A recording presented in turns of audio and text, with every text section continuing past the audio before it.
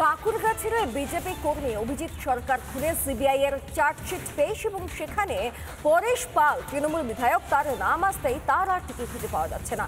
দলীয় কার্যালয় থেকে বাড়ি কোথাও তার খোঁজ নেই। তার ঘনিষ্ঠ সহযোগী বলছেন একরকম কথা, নিরাপত্তা রক্ষী বলছেন আরেক রকম কথা। কোথায় গেলেন পরেশ পাল? পরেশের কাছে এসেছিলাম।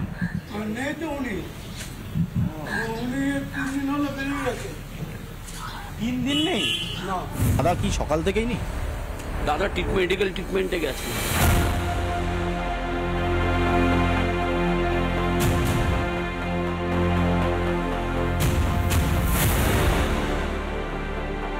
কার কথা ঠিক, নিরাপত্তা রক্ষী না তৃণমূল নেতার? কোটপুরের মতো উবে গেলেন পরেশ পাল। পরেশ পাল কেন সংবাদ মাধ্যমকে এড়িয়ে এড়িয়ে চলছেন, এই প্রশ্নটা বড় হয়ে দাঁড়াচ্ছে। ২১-এর বিধানসভা ভোটের ফল প্রকাশের দিনই খুন হন কাকুরগাছির বিজেপি কর্মী অভিজিৎ সরকার। তারই তদন্ত ভার হাতে নিয়ে দ্বিতীয় সাপ্লিমেন্টারি চার্জশিট পেশ করেছে সিবিআই, যেখানে নাম রয়েছে বেলেঘাটা তৃণমূল বিধায়ক পরেশ পালের। কিন্তু কোথায় তিনি? এটাই হচ্ছে পরেশ পালের বাড়ি এবং এখানেই তিনি থাকেন। আমি আরেকবার একটু কথা বলবো। দাদা আছেন? কবে থেকে নেই? মঙ্গলবার দিনে। কোথায় গেছে জানি না, কিছু বলে যায়নি। বিধায়কের বাড়ি থেকে এবার আমরা ঢু মারলাম বেলেঘাটার এই পার্টি অফিসে। এখানে কি দেখা মিলবে পরেশের? এটাই বেলেঘাটায় পরেশ পালের পার্টি অফিস। পরেশ পালকে গতকাল থেকে টেলিফোনে যোগাযোগ করা হলো, পাওয়া যায়নি। আজকে যখন তার পার্টি অফিসে আসা হয়, তিনি এই মুহূর্তে নেই বলেই তার পার্টি সদস্য যারা রয়েছেন, পার্টি অফিস যারা চালাচ্ছেন, তারা জানাচ্ছেন। এখন চেক আপে গেছে মেডিকেল, বলতে পারবো না তো কিছু। এখন সুস্থ আছে? চেক আপে গেছে বলতে পারি। সকাল থেকে এসছেন?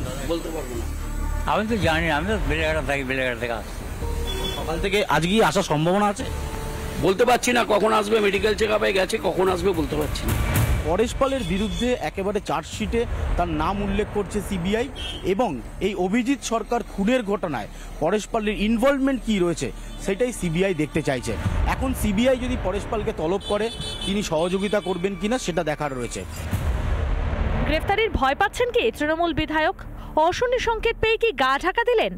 অনুপম পাত্রের রিপোর্ট, রিপাবলিক বাংলা। নানা ধরনের কন্টেন্ট দেখার জন্য লাইক করুন, শেয়ার করুন আমাদের ফেসবুক পেজ, সাবস্ক্রাইব করুন আমাদের ইউটিউব চ্যানেল। পাশাপাশি অন্যান্য ব্রেকিং নিউজের জন্য অবশ্যই চোখ রাখুন রিপাবলিক বাংলায়।